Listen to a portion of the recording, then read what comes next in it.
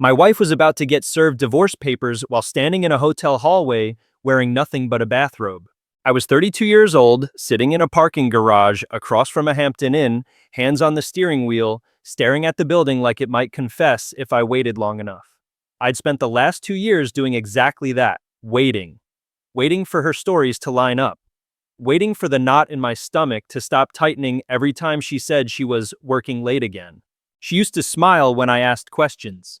Not kindly, patiently, the way you smile at someone who doesn't quite understand their place. She told me I was paranoid, controlling, insecure. She told me I was emasculated by her success and needed to work on myself. 3 nights a week, same speech, same calm dismissal, same late-night showers when she got home. She wasn't working late. She was upstairs in room 237 with her boss. And while she believed she was getting away with a secret affair, his wife and I were quietly comparing notes. Same excuses, same phrases, same hotel chain. 2 betrayed partners realizing we'd been gaslit with the same script for 2 years. At exactly 3:47 p.m., Sheriff Martinez was going to knock on that door and serve divorce papers to both of them at the same time, in front of each other. No warning, no explanations, no chance to rewrite the story. 2 people who spent years making us feel small were about to lose control of the narrative in a hotel hallway. My phone buzzed. Sarah. Sheriff's heading to the elevator. I leaned back in my seat and exhaled for the first time in months. This was the moment everything changed. I hadn't always been the suspicious husband sitting in parking garages with divorce papers. 5 years ago, when Lisa and I got married, I was the guy who brought her coffee in bed and left little notes in her lunch bag. We bought our first house together, a small colonial with a garden she never had time to plant. We had joint savings of $47,000 and a 10-year plan that included kids, vacations, and maybe a bigger place closer to her family. I trusted her completely. That was my first mistake. Back then, she worked as a sales coordinator at a mid-sized logistics company. Regular hours, regular paycheck, regular complaints about a boss who micromanaged everything. We'd sit at our kitchen table after dinner and she'd tell me about her day while I helped her brainstorm solutions to workplace drama. That kitchen table became the place where all our important conversations happened: budget planning, vacation ideas, talks about starting a family. It was also where she would eventually perfect the art of lying to my face with the same calm expression she used to discuss grocery lists. But that came later. The change started 18 months ago when she got promoted to regional manager. A $15,000 raise, new responsibilities, and a new supervisor, David Chen. Suddenly, her regular 8-to-5 job required evening meetings, weekend conferences, and something she called hands-on management training. Her new boss required a lot of hands-on management. I should have paid attention when she started charging her phone in the bathroom, when she began showering immediately after coming home from work, when she stopped wanting to talk about her day and started getting defensive when I asked simple questions about her schedule. Instead, I told myself she was adjusting to increased responsibility. The promotion was stressful. The new role demanded more of her time and energy. I convinced myself that my discomfort was jealousy about her success, not intuition about her deception. She helped that narrative along. Every time I mentioned feeling disconnected, she had an explanation. Every time I asked about her late nights, she had detailed stories about client emergencies and urgent deadlines. Every time I suggested we spend more time together, she reminded me that her career advancement benefited both of us. "You should be proud of me," she'd say, standing in our kitchen in her work clothes, looking at me like I was failing some test I didn't know I was taking. Pride slowly replaced partnership. Somewhere along the way, my role stopped being her husband and became her obstacle, something she needed to manage, not include. She protected her phone like it held a life I was no longer invited into. The first concrete proof came in the form of a credit card statement on a Tuesday morning in March. I was sitting at our kitchen table with coffee and the monthly bills, going through our joint account like I did every month. Mortgage, utilities, groceries, all the predictable expenses of a married couple building a life together. Then I saw it. Hampton Inn, $89.99, March 15th. March 15th was the day Lisa told me about her overnight conference in the next town over. She'd been apologetic about the short notice, frustrated about having to travel for work, and detailed about the presentation that required her to stay late and drive back the next morning. I stared at the charge longer than I should have.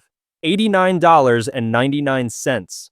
I knew that number. I'd booked that exact room before. Same hotel, same rate, same room type. It was the rate for 2 people. Conferences don't usually require that. I checked the dates of her other recent conferences. February 8th, January 22nd, December 14th. Each one matched a Hampton Inn charge. Same amount, same explanation. Always traveling alone. The pattern was obvious, but I needed to hear her deny it. I needed to watch her face. That evening, she came home around 7:30, set her purse on the counter, kicked off her heels, opened the refrigerator like it was any other Tuesday. "How was the conference last week?" I asked, the credit card statement folded in my hand. She didn't hesitate. "Exhausting. David had us presenting to clients until almost midnight. I barely slept." "The hotel was comfortable?" "So, fine, nothing special."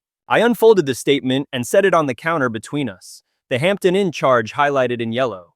"This says double occupancy." She glanced at it and sighed. Not surprised, not guilty. Annoyed. "You're being paranoid and controlling," she said evenly. "The company books rooms in blocks. They don't customize every reservation for single travelers." The words hit harder than the lie.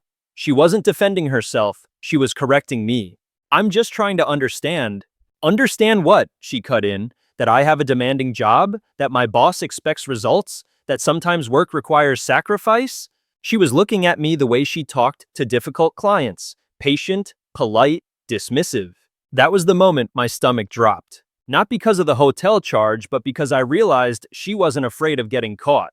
She was confident I'd back down. That's when I called Mike. Mike Rodriguez had been my college roommate, and now he worked as an IT specialist for a data recovery company downtown. We'd stayed friends over the years, mostly through occasional beers and fantasy football trash talk. I'd never asked him for a professional favor before.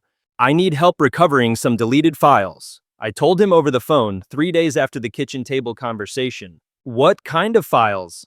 "Text messages, from my wife's phone." There was a pause. "Man, are you sure you want to go down that road?" I was sitting in my car outside Lisa's office building, watching her through the glass windows as she laughed at something on her computer screen. She looked relaxed, happy, like someone without a care in the world. "Yeah," I said, "I'm sure." Mike told me deleted texts are never really gone. 2 hours later, I was in his cluttered office above a sandwich shop, watching him connect Lisa's phone to a laptop covered in cables and blinking lights. She'd left it on our kitchen counter while she showered, the first time in months she'd let it out of her sight. "This might take a while," Mike said, typing commands I didn't understand.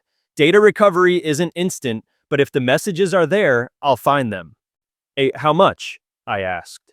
$200, cash, and you never got this from me." I paid him and waited. 45 minutes of watching progress bars and listening to hard drives were. 45 minutes of hoping I was wrong and knowing I wasn't. When the screen finally populated with recovered data, Mike whistled low.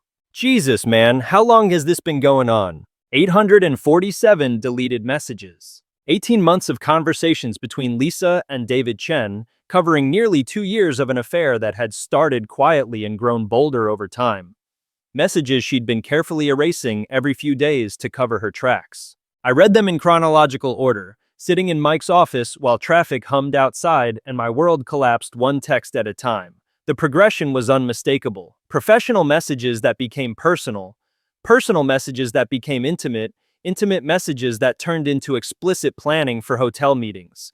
"Can't wait to see you tomorrow," from Lisa to David, sent the day before her supposed client conference. "Tell him you're working late again," from David to Lisa, sent on a Tuesday evening while I was home making dinner for both of us. "He's getting suspicious about the hotel charges," from Lisa, sent 2 days after our kitchen table conversation. "Don't worry, he won't do anything," David replied. "He's too emasculated to confront it." I stared at that last message until the words blurred. Too emasculated to confront it. I felt something hollow out in my chest. Not anger yet, not even sadness. Just the realization that the man I thought I was, the husband who trusted, who tried, was a joke to them. Mike printed everything and slid a manila folder across the desk, thick with evidence. "I'm sorry, man," he said quietly. "I really am."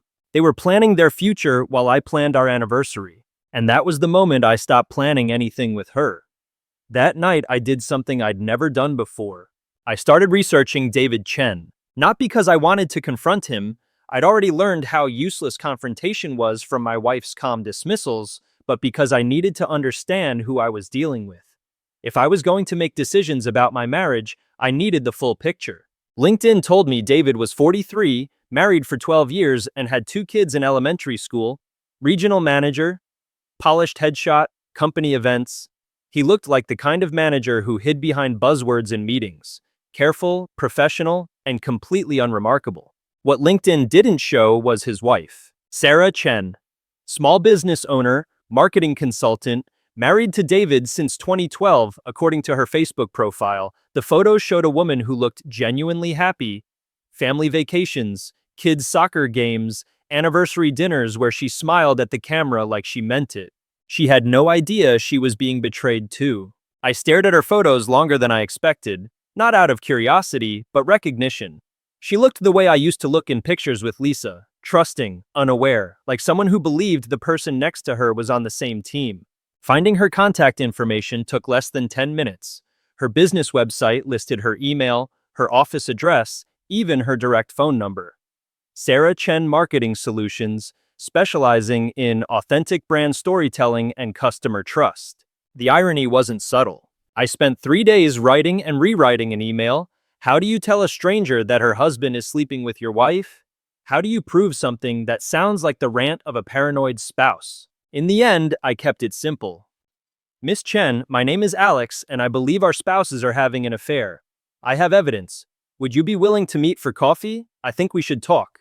She replied within an hour. I'll be at Starbucks on Main Street tomorrow at 2 p.m. Bring the evidence. When I walked into that Starbucks the next afternoon, I spotted her immediately. She was sitting at a corner table with her own manila folder, looking just as tense and just as resolved as I felt. Alex? She asked. Duh, that's me. She gestured to the chair across from her. I brought some things too. For the next hour, we compared notes like 2 people realizing they'd been reading from the same script. Her evidence was different from mine. Credit card charges she couldn't explain, business trips that didn't match his company's travel schedule, phone calls that ended the moment she walked into a room. I started tracking his lies about 6 months ago, she said, sliding photos across the table. Same hotel, same dates, same charges. How long do you think it's been going on? I asked. Based on what I can prove? She exhaled slowly. Almost 2 years. 2 years. The same timeline as my evidence. 2 years of coordinated deception, shared excuses, and parallel betrayals. I've already talked to a lawyer, Sarah said. Fault-based divorce. If we can prove adultery, it changes everything. Financially, custody-wise, everything. What do you need? I asked. Proof of them together. Photos, witnesses, something undeniable. I thought about the hotel charges, the deleted texts, the careful planning they'd been doing for months. I think I know how to get that, I said. If they'd spent 2 years coordinating their lies, we would coordinate the truth. On a day and in a place they couldn't hide from it. The next morning, I called Jennifer Walsh, the divorce attorney Sarah had recommended. I need to understand my options, I said. My wife has been having an affair for almost 2 years and I have proof. Whoa, what kind of proof? She asked. 847 recovered text messages, hotel receipts, emails, financial records showing money spent on the affair. She didn't react the way friends had. No sympathy, no shock, just professional focus. That's substantial, she said. Can you come in this afternoon? Jennifer's office was in a glass building downtown, the kind of place that charged by the hour and made you feel like your problems were finally being taken seriously. She was younger than I expected, mid-30s, sharp, calm, and completely unromantic about betrayal. She spread my evidence across the conference table like she was assembling a case file. Printed messages, highlighted hotel receipts, credit card statements, timelines. She didn't ask if their affair happened. She asked how long and how often. With evidence like this, she said, tapping the stack of papers, you're not walking away with half, you're walking away with leverage. She explained it plainly. In this state, adultery still mattered. Fault-based divorce wasn't just symbolic, it affected asset division, spousal support, and credibility in court. Instead of splitting everything evenly, I could walk away with 60 to 70% of marital assets. Instead of paying alimony, Lisa could end up owing me. I listened, nodding, but my eyes kept drifting back to the receipts. Hotel charges, same chain, same room type, over and over again. More than $3,000 just on rooms. Then Jennifer slid one page forward and paused. "This part matters," she said. It was a breakdown of discretionary spending tied directly to the affair. Restaurants, gifts, hotel stays, $8,400 over 18 months. All from our joint account. Money I'd assumed was going toward savings, toward vacations we never took, toward the future we talked about at that same kitchen table. "She spent marital funds on the affair," Jennifer said. "That strengthens your position significantly."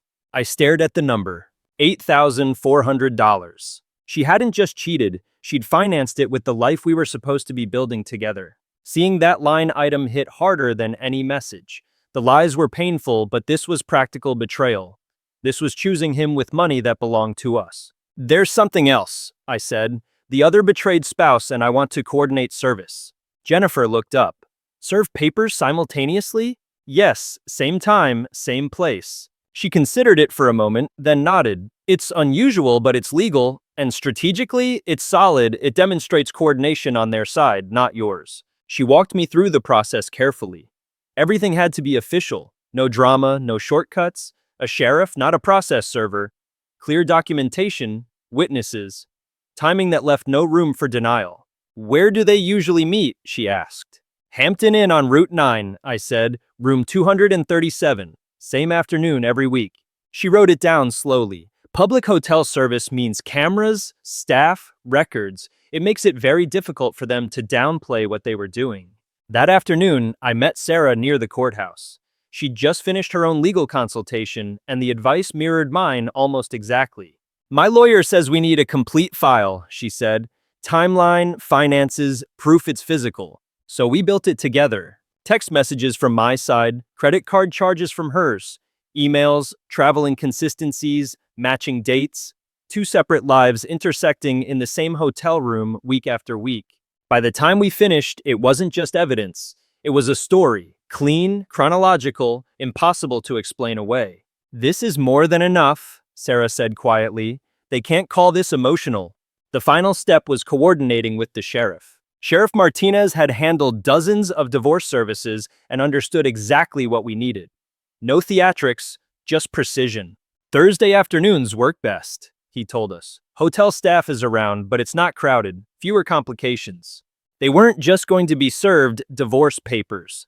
They were going to be served in the one place they'd always felt untouchable. The week leading up to the service felt like preparing for surgery. Everything had to be timed perfectly. Sheriff Martinez would arrive at the Hampton Inn at exactly 3:45 p.m. on Thursday, late enough that they'd be settled in their room, early enough that hotel staff would be present as witnesses. Sarah and I would position ourselves in the parking lot with clear sightlines to the building. Perfect timing would ensure there was no room for denial. "What if they're not there?" Sarah asked during our final planning call on Wednesday night. "They will be," I said. "Same day, same time for the past 8 months. They're creatures of habit." I'd been tracking the pattern since I first noticed the hotel charges. Every Thursday afternoon, Lisa would text me about staying late for inventory or client calls that couldn't wait. Every Thursday afternoon, David told Sarah about urgent meetings with regional staff. Same lies, same schedule, same room. The beauty of the plan was its simplicity. We weren't trying to catch them or confront them. We were just delivering legal documents at a location where they happened to be conducting adultery. But there were risks. "What if they get aggressive?" I asked Jennifer during our final consultation. "That's why you hire a sheriff," she said. "Martinez has handled hostile services before. He knows how to control the situation." "What if Lisa tries to claim the papers aren't valid?" "They'll be served by a sworn officer with witnesses. There's no legal challenge to proper service." The bigger risk wasn't legal, it was emotional. For 2 years, I'd been the husband who didn't ask too many questions, the one who trusted too easily, the one who backed down when challenged. Lisa was confident I wouldn't confront the affair because I'd never effectively confronted anything else. For a brief moment, I wondered if I was still the man she thought I was, the one who would hesitate at the last second. Then I remembered the texts, the receipts, the lies. She was about to discover how wrong she was. Sarah felt the same way. "I've spent months being the suspicious wife who gets told she's imagining things," she said. Tomorrow they find out exactly how much I wasn't imagining. Thursday morning, I took a personal day from work. Not because I was nervous, but because I wanted to be fully present. I'd spent months feeling powerless while my wife controlled the narrative. Today, I was taking control back. I met Sarah at a diner 2 miles from the hotel at 2:30 p.m. We reviewed the plan one last time. Sheriff Martinez would handle the service. We'd document everything from a distance and then we'd leave. No confrontation, no speeches, no engagement. After this, Sarah said, they're not our problem anymore. At 3:30, we drove separately to the Hampton Inn. Sarah parked on the east side of the lot. I parked on the west.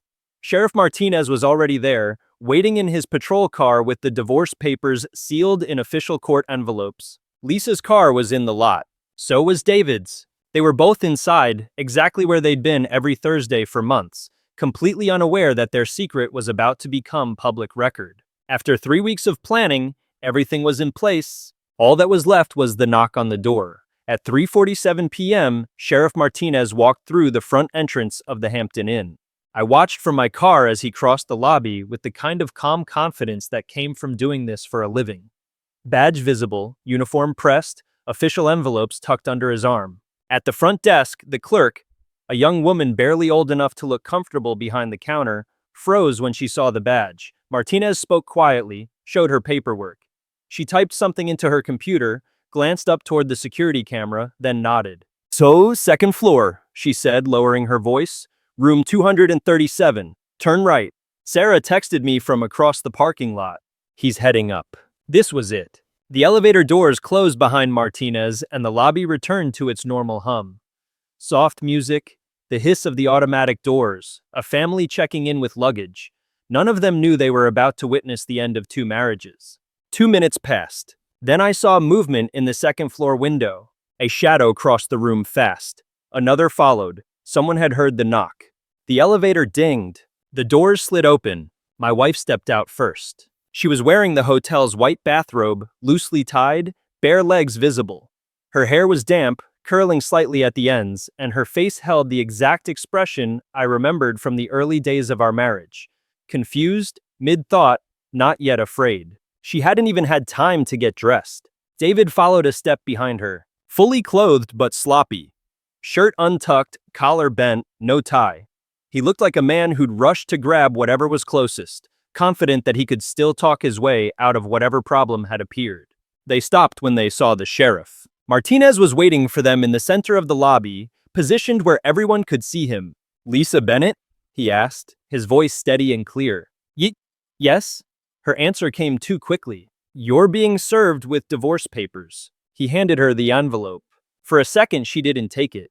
Just stared at the seal like it didn't belong to her life. Then she did. Behind her, hotel guests had started to notice. A couple sitting near the windows stopped talking. A man with a suitcase slowed his walk. 2 staff members near the elevator glanced at each other and stayed where they were. David Chen? Martinez continued. That's me, David said, his confidence already cracking. You're also being served. David's envelope was thicker. Divorce papers, custody modification request, financial disclosures. He went pale as he flipped it over in his hands, like weight alone could explain what was happening. She was standing in her lover's bathrobe, holding divorce papers in the middle of a hotel lobby. So this is a mistake, Lisa said, her voice sharp but unsteady. My husband doesn't know. Your husband retained counsel, Martinez said evenly. Both of your spouses did, together. The word together landed hard. Lisa's face drained of color. David took a step back, bumping into a luggage cart. They hadn't just been discovered. They'd been coordinated against. How long have you known? David asked, looking around the lobby now, his eyes scanning faces, windows, reflections. Long enough, Martinez replied. He tapped the envelope once. Everything you need to understand what's happening is in the paperwork. Whispers spread. Someone near the front desk murmured, Is that a bathrobe? A teenager pulled out his phone before his mother nudged it back down. This is humiliating, Lisa whispered, clutching the envelope tighter. Yes, Martinez said calmly, it is. David tried to regain control, slipping into the voice he probably used at work. This is harassment. You can't just show up and... I can, Martinez interrupted, and I did. Legal service, public place, witnesses, by the book. Lisa's eyes shifted toward the glass wall facing the parking lot. Alex, she called out, her voice rising. Alex, I know you're out there. I was. But I stayed in my car. This wasn't a confrontation. It was a delivery. Martinez began explaining next steps. Court dates, disclosure deadlines, custody procedures. The bureaucratic dismantling of 2 marriages delivered with the same tone he'd use for a speeding ticket. 2 years of secrecy collapsed into administrative language. Hotel security arrived, polite but firm. They escorted Lisa and David back upstairs to retrieve their belongings. Room 237 was no longer just a hotel room. It was documentation. When they came back down with their bags, the lobby had gone quiet. No whispers now, just stares. I turned the key in the ignition. Across the parking lot, Sarah did the same. We pulled out separately, one after the other. Behind us, the automatic doors slid shut, and we didn't look back. 6 months later, I was sitting at a different kitchen table. This one belonged to Sarah in the house she'd kept after her divorce was finalized. It was smaller than the place she'd shared with David, but it felt warmer, more honest.